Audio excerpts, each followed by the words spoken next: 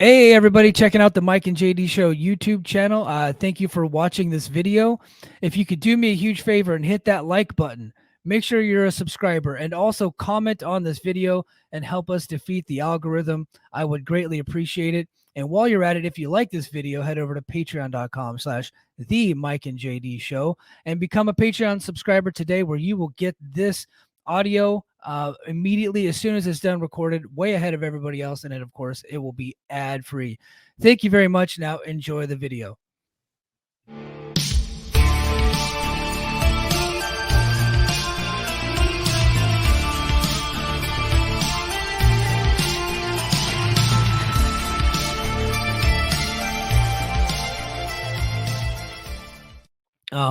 But that's really it for Impact News. I think they had the ratings come out as like 107 or something like that for last week. We have not gotten the ratings for last night. I don't know that we'll get them until the weekend's over.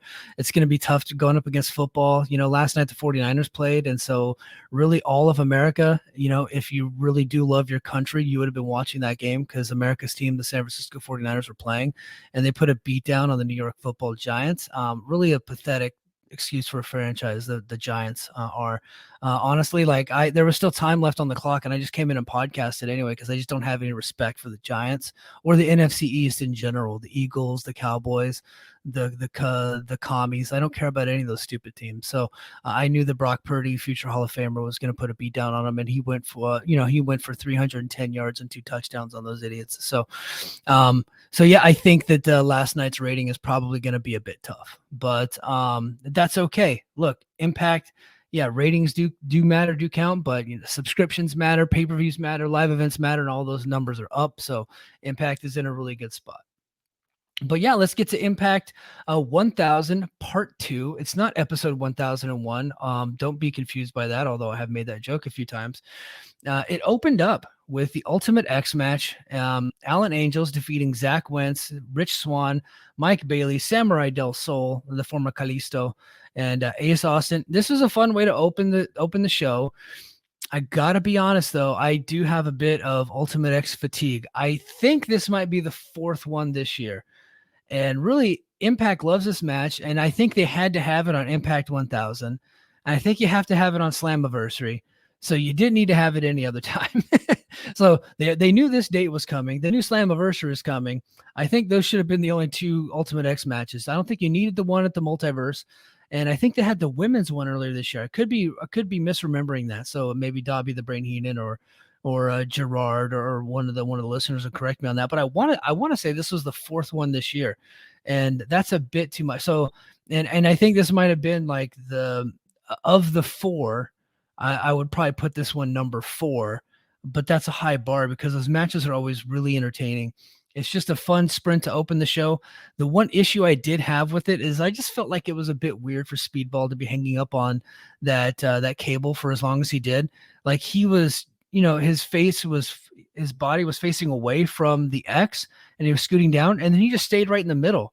Like, he was worried he was going to fall, but every time anybody scoots to the X, their butt is always towards the X, and that's how they scoot. So he wasn't doing anything different than anybody else. And then when somebody came to get the X, all of a sudden he was fine again. He starts kicking the shit out of him. So for whatever reason, like, I don't think commentary explained it very well. I'm watching this thing, and this dude's just up there for 10 minutes. I'm just like, bro, why is he still up there? Just get down, idiot. So either he's just a big stupid dummy, or somebody effed something up. Maybe he did. I don't know. But other than that, I thought it was really, really fun sprint. And I like that Alan Angels got the dub here. Honestly, whenever this thing was booked, I was like, I kind of pinpointed Samurai Del Sol, because like, maybe they're going to try to heat this guy up heading into Chicago, give him some steam. And he's probably a per date guy, but I thought that's who they would go with when I saw the match announced. I was pleasantly surprised that they're going to get behind one of their guys in Alan Angels. He takes a lot of L's, but maybe this could be the start of something for him. I thought he cut a pretty good promo afterwards, and he said he's going to challenge Chris Sabin next week, where he will lose. At least he better lose, because I don't want to see Sabin lose this title right now. And then we go to Jake Something defeating Dirty Dango, Chase Stevens of the Naturals. I don't know why I keep bringing this guy back in. He was a nobody when he was in Impact before. Like, I know there's like a romanticism with the Naturals. They weren't around that long. They had a couple of good matches, but they were not that big of a deal in TNA. But he must have friends in the company because they keep bringing the guy back. What was cool about this is they brought back the Fox box, and I did talk about that here last week when I did my brief history of Impact Wrestling TV show. How I really like the Fox box, and so I was surprised to see that they brought that back. I really enjoyed it. Jake something beat his ass, too easy. Then they go to Macklin. He cuts a promo calling out Rhino for interfering on Feast or Fired. Rhino surprised him by hitting Agora on Macklin backstage. So that was pretty cool. And then Rhino then tells Santino that he got what he deserves.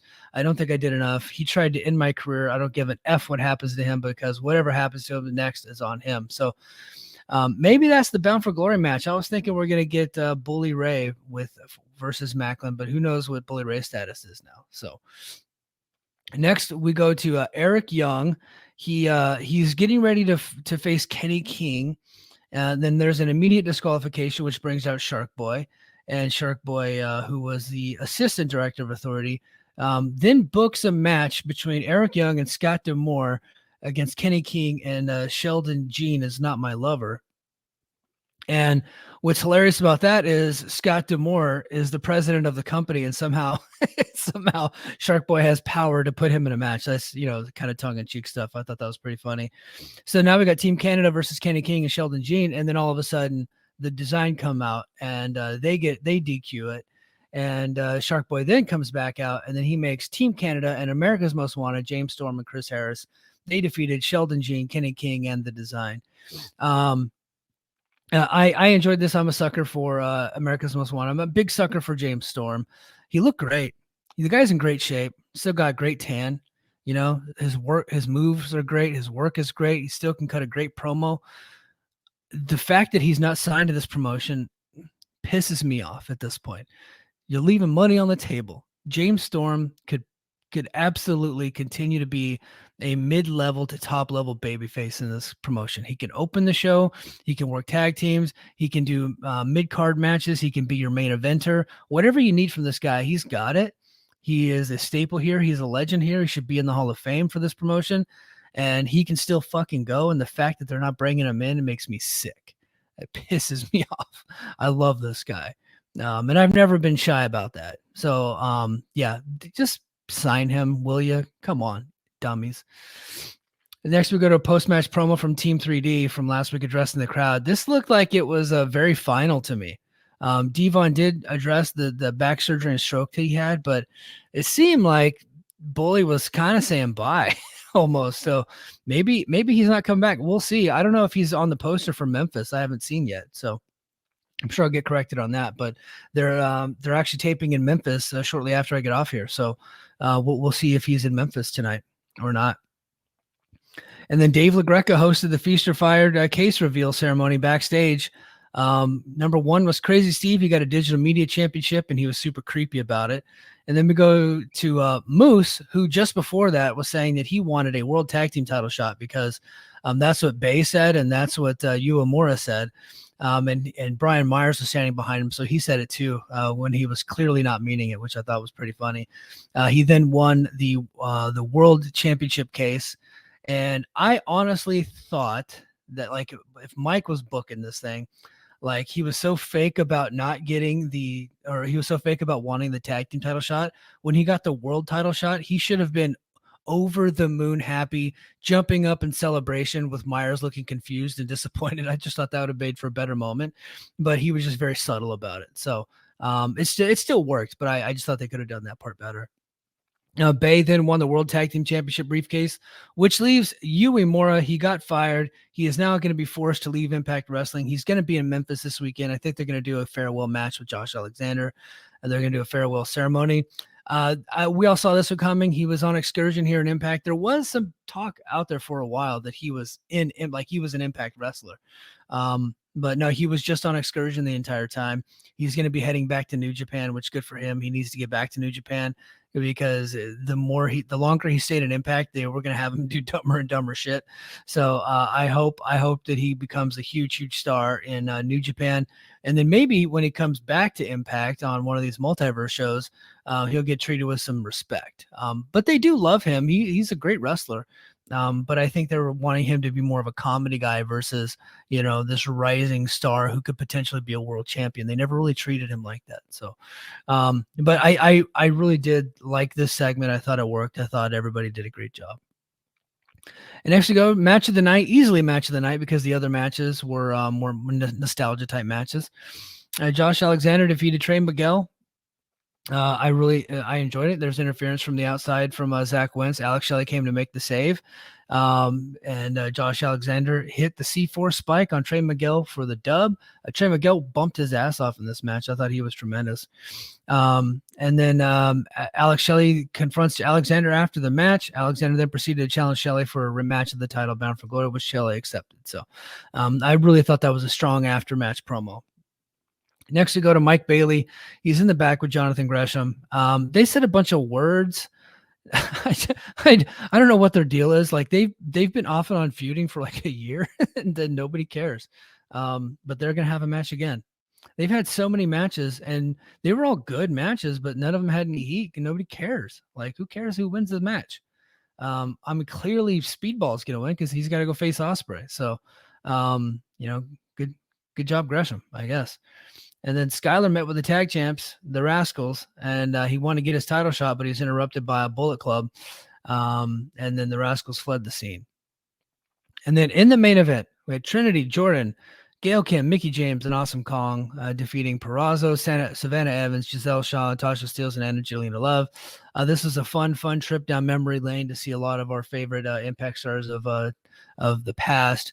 It was cool to see Gail Kim in there. Awesome Kong probably got the pop of the night when she finally got in the ring and she was like kicking ass. It was so cool to see her back.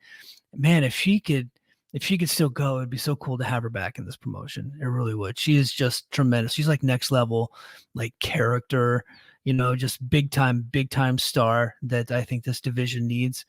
But yeah, the baby faces got the W here. It was a fun way to end the show. Impact does have the entire matchup on their YouTube already. So if you're a big Knockouts fan, I would strongly recommend you go check it out.